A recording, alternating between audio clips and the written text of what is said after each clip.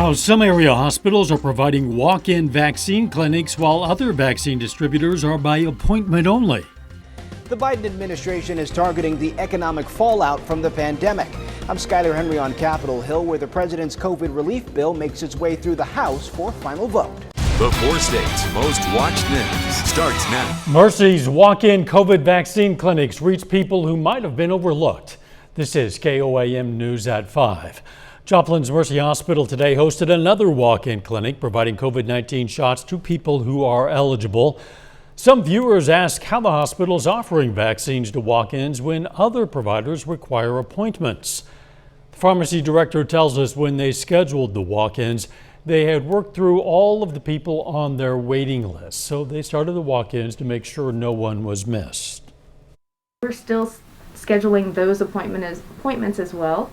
Really, we're trying to work through reaching those individuals with the vaccine that we have available, knowing that we're getting ready on Monday, the 15th, to move into that next phase. The hospital has administered roughly 9,000 doses of vaccine, not including hospital staff. We're going to hear more about the clinic tonight at 6. If you have any questions for health officials and experts about the vaccine, send them our way. We've provided a form on our website for you to fill out some basic information and pose your question. You can find the form at koamnewsnow.com/vaccine. Kansas Attorney General Derek Schmidt says he'll run for governor in 2022. Schmidt is the first Republican to announce a bid for the governorship. The AG has been a frequent foe of Governor Laura Kelly during the pandemic, sparring with her over key issues like the statewide mask mandate and regulations closing churches. Local law enforcement agencies today toured the Freeman Ozark Center's Urgent Behavioral Solutions facility. When someone experiences a behavioral health crisis and calls 911, this facility gives authorities an option for where to take them. Officials with Carl Junction PD say the extra resources will come in handy. We need all the resources we can get in that field. I would say our people in crisis in the past year has probably tripled, where we didn't have a lot of issues in our town. Normally, we're seeing 1, 2, 3 a week at times. Urgent Behavioral Solutions is also open to anyone ages 16 and older experiencing significant behavioral health symptoms. Doug Heddy, he joins us now. Boy, Doug, it is windy out there.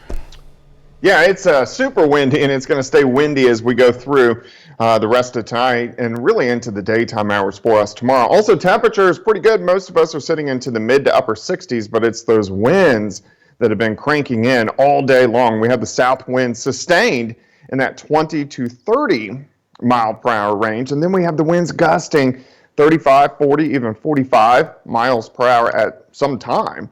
So it's going to stay very windy for us tonight. The clouds have really thickened up. I think we're going to stay mainly dry tonight, but we are going to start to get some showers in here as we go through the next couple days. We even have at least a low severe threat for us tomorrow evening. Through the evening hours, clouds stick around. I do think we'll be dry, but we could get a few showers trying to pop up by tomorrow morning. We're going to drop back through the 60s, only down to about 60 for an overnight low tonight. Of course, we're going to look at all these storm systems moving in here in just a bit. All right, we'll catch you then. Thanks, Doug. As we pass 1 year since the declaration of a pandemic, 90 million COVID vaccines have reached 17% of the U.S. population. The Biden administration is on track to far surpass the goal of seeing 100 million COVID-19 shots in the first 100 days in office. President Biden left the White House to draw attention to the need for more COVID economic relief as the House prepares to take up a final vote on his nearly $2 trillion American Rescue Plan. Reporter Skyler Henry is on Capitol Hill with the latest. Up top there. Hey everybody, how are you?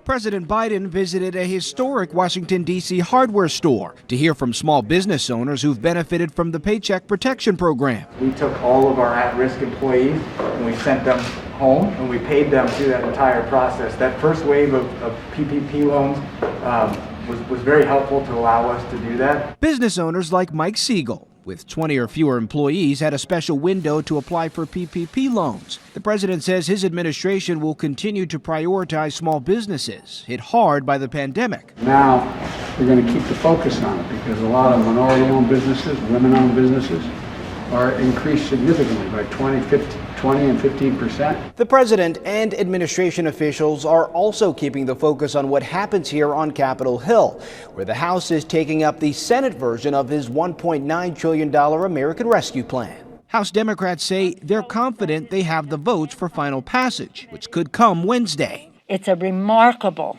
historic, transformative piece of legislation which goes a very long way to crushing the virus. So far, not one Republican has voted in favor of the measure as the bill works its way through Congress. This is the wrong plan at the wrong time for all the wrong reasons. If passed, the White House says millions of Americans could begin to receive direct stimulus payments by the end of the month. Skylar Henry, CBS News, Capitol Hill.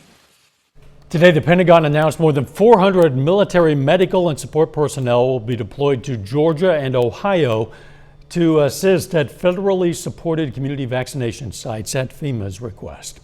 Jury selection is underway in the trial of the former Minneapolis police officer charged in George Floyd's death.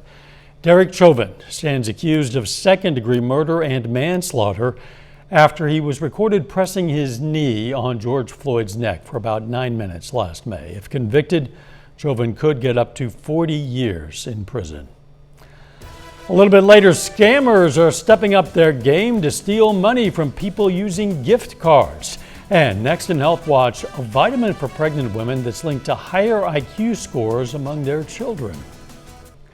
A new study published in the New England Journal of Medicine shows that Pfizer's COVID-19 vaccine neutralizes the Brazilian strain of the virus.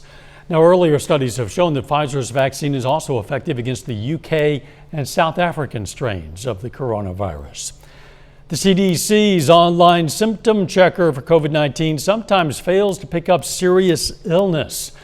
That's according to a new study in the British Medical Journal. In simulated cases of severe COVID-19, bacterial pneumonia and sepsis, the checker advised the patient to stay home. A study at Seattle Children's Research Institute highlighted that 46% of mothers are deficient in vitamin D during pregnancy, which can lead to abnormal bone growth, fractures, or rickets in newborns. However, if you're consuming a healthy amount, it could help your child in other ways in the long run. Pregnant women, are you getting enough nutrients? If the answer is no, then it's a no for your baby too. Vitamin D is an essential nutrient passed on to the baby in utero, but a new study shows that higher levels during pregnancy are linked to children having higher IQ scores, ages 4 to 6. This also means that if you're deficient, it may impair key parts of development. The immune system has to be altered in order to hold on to somebody who's only half of your own genetics. Black pregnant women bear the brunt of it, with 80% of them being deficient. While their melanin pigment protects against sun damage, it also blocks ultraviolet rays, and that reduces vitamin D production in the skin. If you notice any of the following, talk to your doctor. Vitamin D is certainly a good thing if a physician recommends it. Supplements might be their recommendation, with the average dosage being 600 international units. Consuming foods like salmon, sardines, egg yolk, shrimp, fortified milk, orange juice, cereal, and yogurt can boost your levels. But the cheapest way? Sunlight. 5 to 10 minutes of exposure 2 to 3 times per week will keep you and your little ones safe, smart, and strong.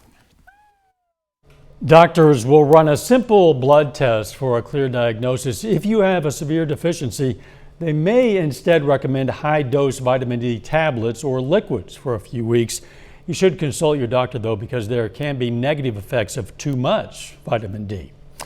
The American Heart Association is warning of a stroke that's disguised as an eye problem. In a new scientific statement, the organization says central retinal artery occlusion occurs when blood flow is obstructed to the eye and causes immediate vision loss. The statement goes on to say it's actually a stroke and could be indicative of underlying heart problems. New study finds night shift workers are more vulnerable to DNA damage, and their body's natural DNA repair mechanisms are not repairing that damage. The research from Washington State University offers insight into why night shift workers have higher cancer risk. Doug Heddy is up next with his complete forecast. And a little bit later, an economic watchdog puts out a prediction concerning the economy this year.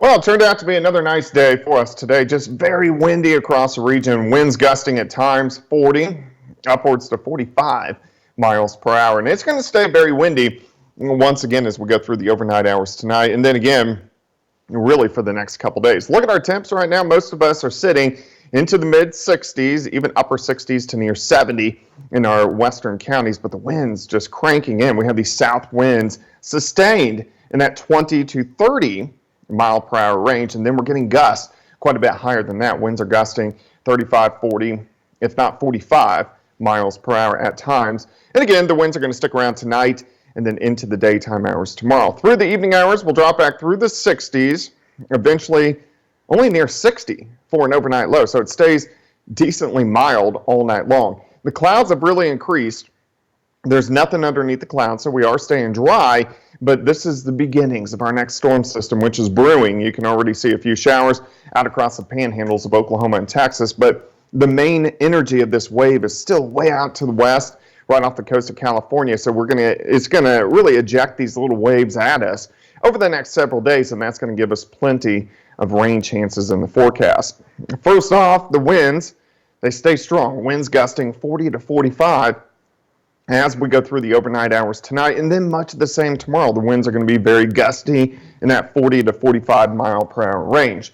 A lot of clouds sticking around tonight, but I do think we'll be dry. But by morning, we could start to see at least a few random showers trying to pop up. These are going to be very light, not a big deal, and then we break out and we see partly sunny skies as we head into the afternoon. So we'll start the day at 60, 66 by noon, then a high temp right around 70, but again, those south winds at 20 to 30. Now, by tomorrow evening, we're going to get some thunderstorms to our northwest and also out to our west that will start to blow up. Some of these could be strong, maybe even severe, and we'll get multiple thunderstorms right along the front. So here's 1:30 in the morning, tomorrow night or very early Thursday morning. I think our severe risk is low, but still something we want to watch. So bands of thunderstorms tomorrow night. We'll see bands of thunderstorms as we head into Thursday morning, and then we'll get a little bit of a break by the time we head into Thursday afternoon. So our biggest severe threat, which is still low, is mainly going to be along the north of Interstate 44. 6 p.m. until about 1 a.m. We'll keep the hail, wind, tornado threat on the low side, but still something we want to watch. Also, rainfall is going to be quite excessive as we go through the next several days. Look at this. All the way through Sunday, we could pick up 4 or 5 inches of rain as it's going to continue to really come down. Look at Friday. So we get a little break Thursday afternoon. Here comes Friday. Rain, showers, thunderstorms increasing again. I think mainly severe threats stay south of us, but still something we want to watch. Another big wave comes out by Sunday. So very active pattern for us as we go through about the next week. 70 tomorrow, 65 on Thursday, 62 on Friday. We drop into the upper 50s on Saturday, but look at all those rain chances all the way through the weekend into early next week. Yeah, apparently that could accumulate into substantial amounts in the next few days. Yeah, it's going to get pretty wet across the region. Thanks, Doug. Coming up, con artists are using gift cards more often to scam people out of money. First, though, we honor a local World War II veteran. Virgil Kimry served in the U.S. Army from 1943 to 1945.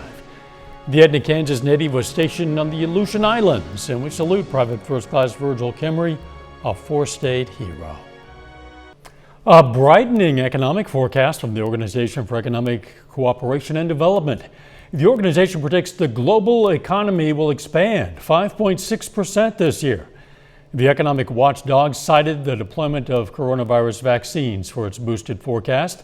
The OECD did give a caveat: new virus mutations and sluggish vaccine rollouts could threaten businesses and the job market. The airline industry and travel groups are urging the Biden administration to create a coronavirus passport. The group, which includes Airlines for America, is lobbying the White House to develop temporary credentials that would allow travelers to show they've been tested for or vaccinated against COVID-19. Gift cards have become widely popular, with billions sold every year worldwide. But they remain a favorite among con artists, too. Reporter Nichelle Medina explains.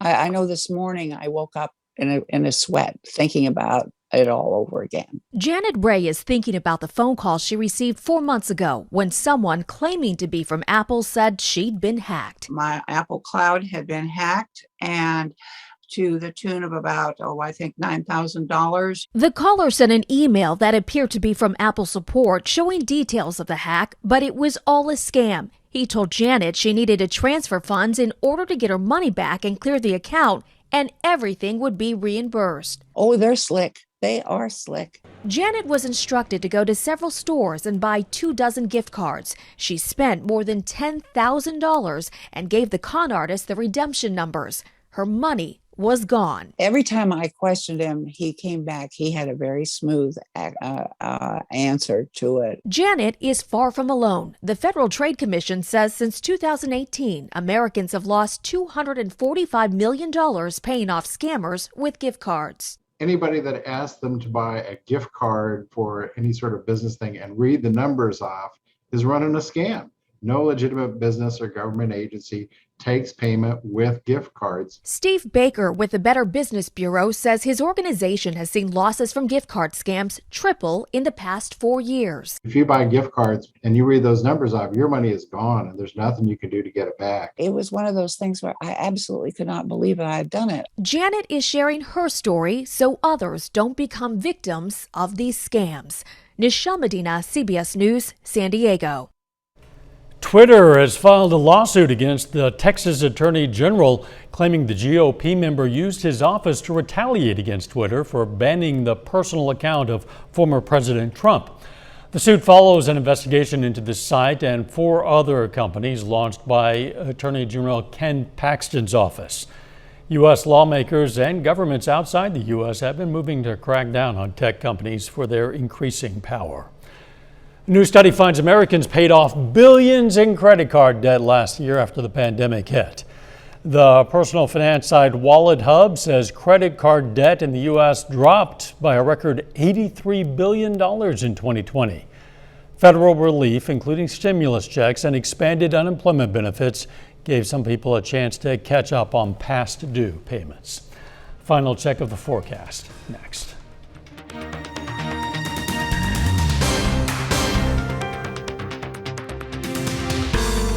CBS Evening News is next. Then on KOAM News at 6, we're going to hear more from area health experts about why some COVID-19 vaccine distributors are able to offer walk-in clinics when others are not. Plus, Arkansas's governor signs legislation banning nearly all abortions in that state. And we're going to take a look at Missouri Southern's COVID-19 protocols for this year's spring break. Stay with us for the CBS Evening News and then KOAM News at 6. Now, of the innumerable potential pizza toppings out there, here's one you probably haven't seen before. It comes from a restaurant in Tunisia.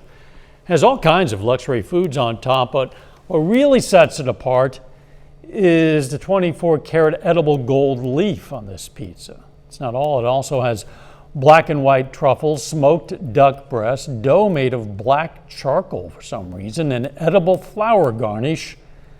It'll set you back about $360, not including the antacids or whatever else you might want to take afterward. Doug Heddy, still windy out there. Yeah, it is, and it's going to stay very windy for us through the evening, overnight hours, and then into tomorrow as well. Clouds stick around tonight. We only drop back to 60. Let's go 70 tomorrow. There is a slight chance for a few scattered showers during the mid to late morning, but a better chance, much better chance for strong, maybe even severe thunderstorms moving in tomorrow night. Thanks, Doug, and thank you for joining us. The CBS Evening News is next, and of course, we're going to be right back here for KOAM News at 6. We'll see you then. In the meantime, let's take care of ourselves and each other.